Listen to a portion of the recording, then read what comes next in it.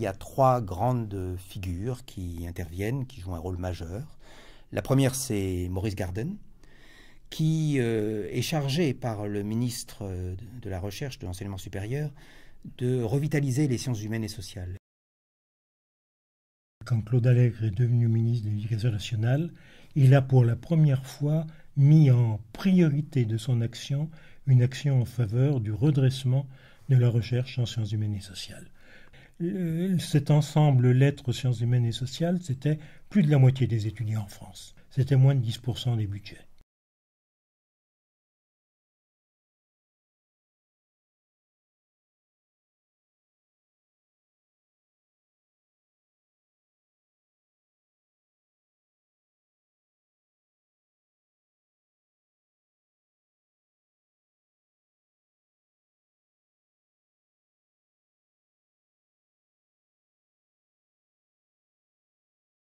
On m'a chargé d'une mission exploratoire sur le développement universitaire dans le nord parisien.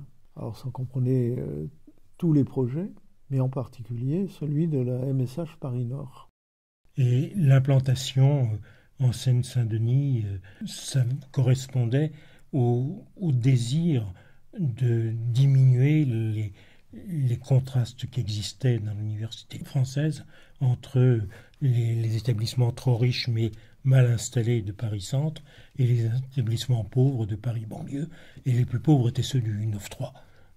Il n'y a pas de raison de délaisser cette région sous prétexte que c'est une région de pauvreté, de précarité, etc. C'était bien qu'il y ait...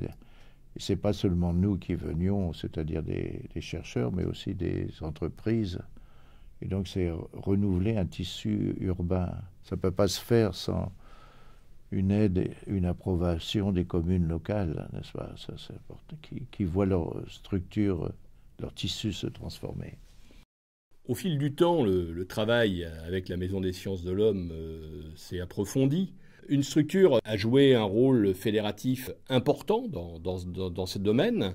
C'est le pôle média Grand Paris. La Maison des sciences de l'homme en est un des membres fondateurs, qui a été l'occasion de construire le projet de numérique image du territoire et également d'associer ce pôle au projet de Maison des sciences de l'homme dans sa finalisation. Le pôle média Grand Paris, c'est la grappe d'entreprise de la filière image numérique, c'est-à-dire qu'on est un cluster, et le cluster a pour mission donc d'agréger dans un réseau collaboratif les entreprises, les organismes de formation et les territoires pour opérer ensemble un développement économique pérenne d'une filière. C'est cet enracinement qui permet aujourd'hui à la MSH d'avoir un rôle tout à fait particulier. Ce nord parisien a plusieurs caractéristiques très fortes. La première caractéristique, c'est effectivement d'être une des plus fortes concentrations d'entreprises de l'industrie, du numérique, de l'image, de l'imaginaire.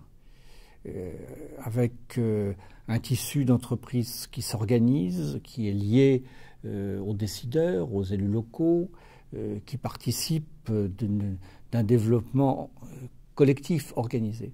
La MSH, depuis le départ, fait partie de cette dynamique-là.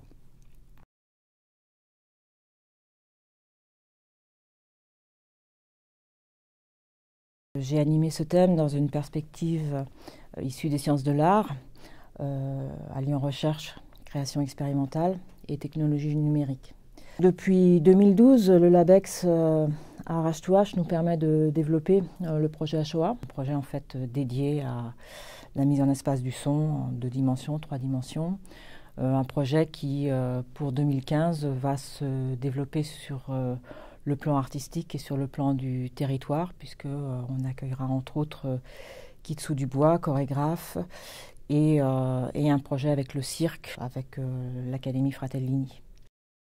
Idéfix créatique, c'est l'articulation de la création et des technologies de l'information-communication. C'est une manière aussi de répondre à cette nouvelle nécessité d'apprendre avec des méthodes qui soient plus adaptées finalement aux mécanismes mentaux de cette génération de nos étudiants qui sont ces digital natives. On a passé aussi des accords avec la Société du Grand Paris pour des musées, pour créer des prototypes, pour essayer de développer un certain type de nouveaux services.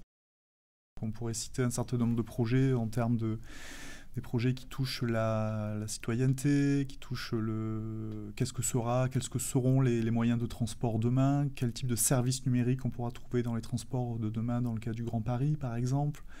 Donc je l'ai dit, des services de e-santé, de domotique, d'objets communicants, etc.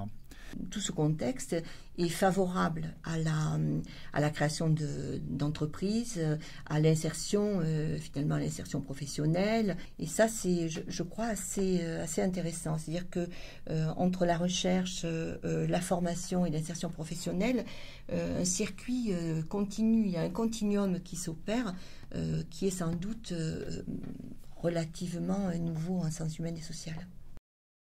Le réseau des jeunes chercheurs santé et société a été créé en 2003 et donc historiquement le réseau jeunes chercheurs est lié à la MSH et intégré à l'un de ses axes qui est l'axe corps santé et société.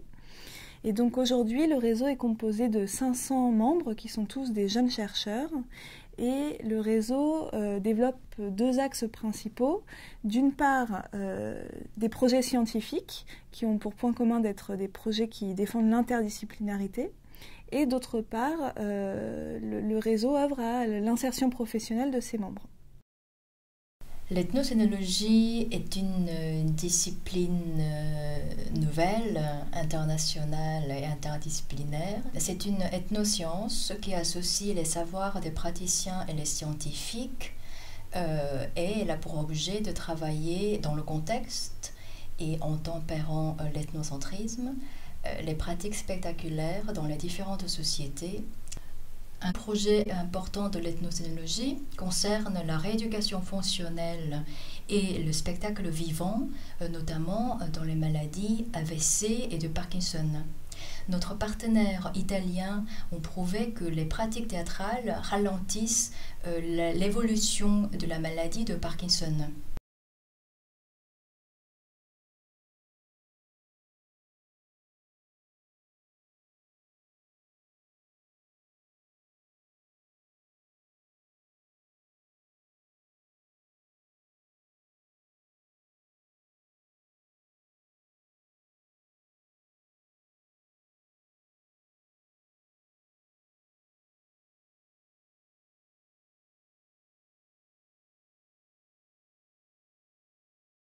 L'élément qui a été fondamental pour la mise en œuvre, c'est l'épine dorsale scientifique de la MSH, c'est-à-dire le réseau des coordonnateurs d'axes et de thèmes. Ce sont eux qui déclinent thème par thème les grands objectifs de la politique scientifique de la MSH et ce sont eux qui, à l'inverse, font remonter à la direction de la MSH et au conseil scientifique les innovations, les indications des points sur lesquels il faut développer. Les responsables des axes et des équipes passent devant le conseil, exposent de façon simple, mais déjà on a les rapports à lire avant, ils exposent leurs résultats et leurs projets. Et là, il y a un débat ouvert, il y a un avis qui est donné. Bonjour à tous. Bilan et projet de l'axe.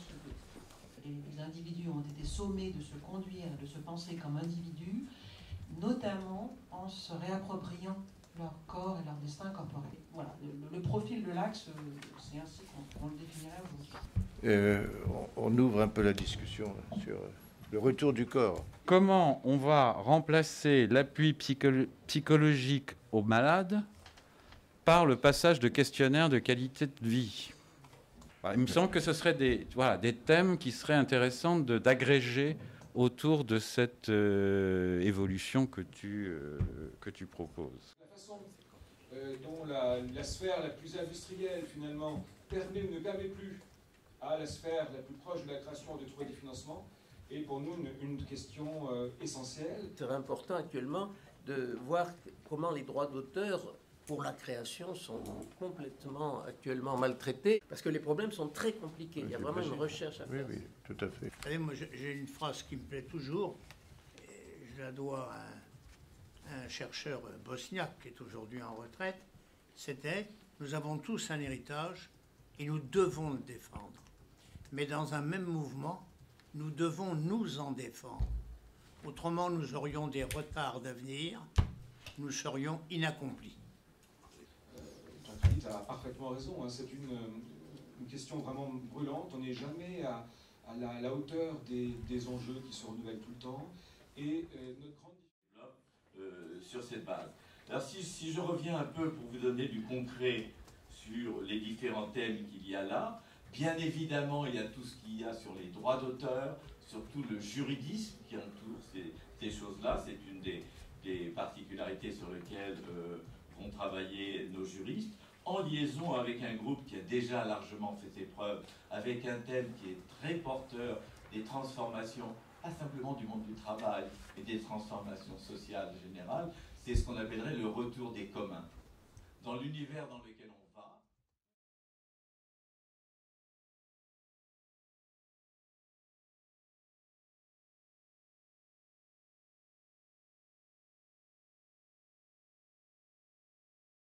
J'aimerais bien imaginer un petit enfant, un petit habitant du quartier qui s'approcherait d'une vitrine intelligente qui serait celle d'AMSH Paris Nord et qui jouerait régulièrement et il ferait des exercices de physique élémentaire qu'on lui proposerait sur la vitrine intelligente.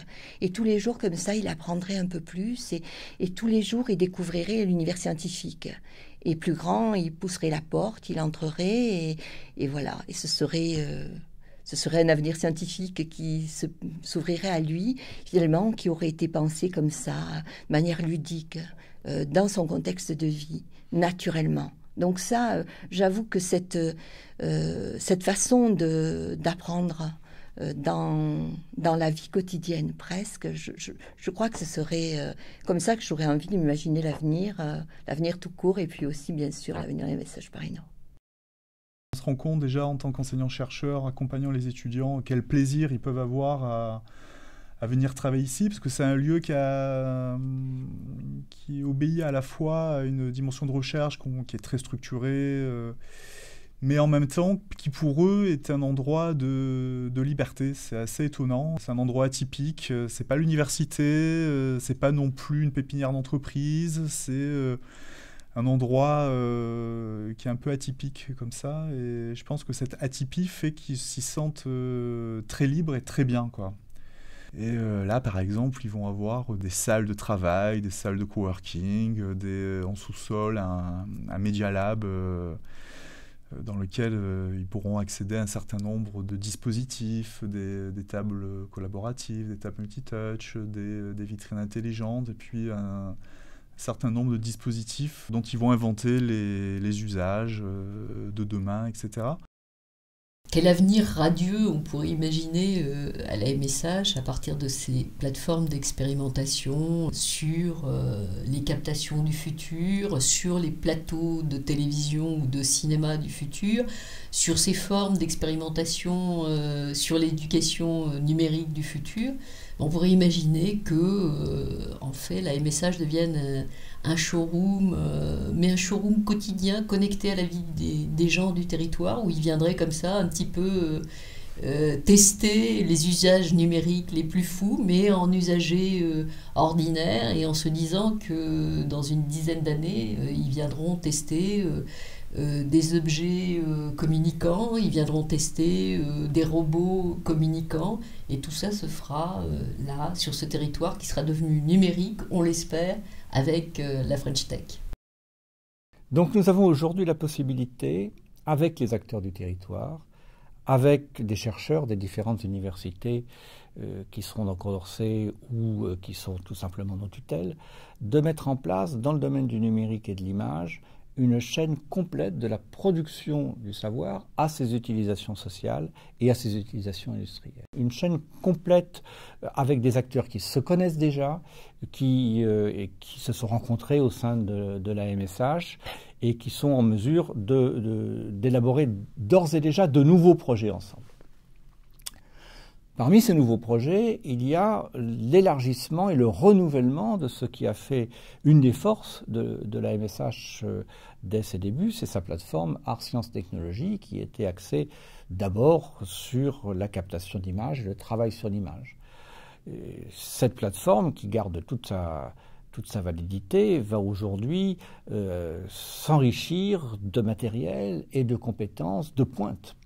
Notamment sur les interfaces numériques, les tables collaboratives, des écrans intelligents. Je ne vous en dis pas plus, vous viendrez les voir.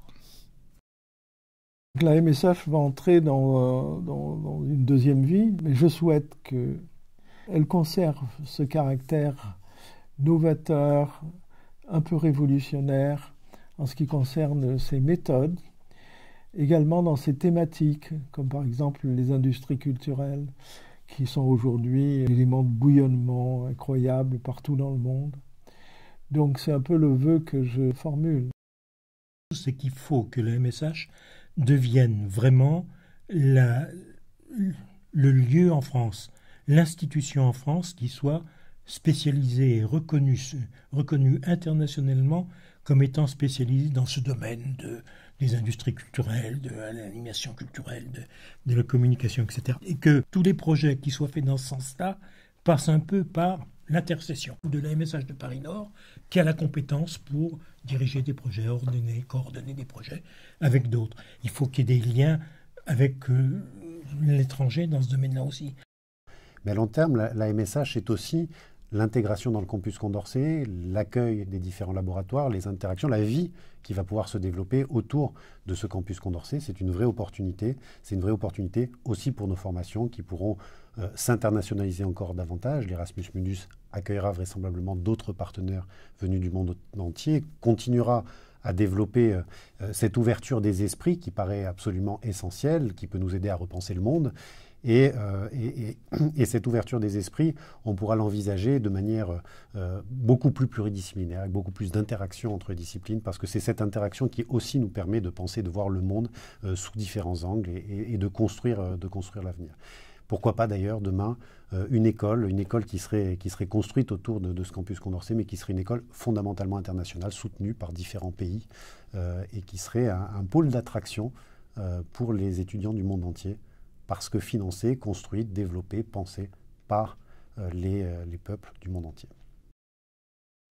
Donc la MSH Paris-Nord relèvera ces trois défis, celui de la dynamique scientifique, celui de la réactivité organisationnelle et celui de l'autonomie institutionnelle, en amplifiant et en intensifiant les modalités qu'elle a déjà mises en œuvre depuis 13 ans. L'histoire de la MSH, comme l'histoire de ce territoire, c'est une histoire d'invention, de renouvellement, de rebond. Qui pouvait imaginer, il y a 20 ans, que le territoire de la Plaine Saint-Denis serait ce qu'il est aujourd'hui, et pourtant il l'est. C'est la fidélité à l'histoire de la MSH, comme la fidélité à l'histoire de son territoire, c'est une fidélité à la capacité d'invention, à la capacité de rupture, à la capacité de projection, d'une projection qui est toujours enracinée, mais non pas pour rester au sol, mais pour pouvoir décoller sans arrêt vers de nouveaux horizons.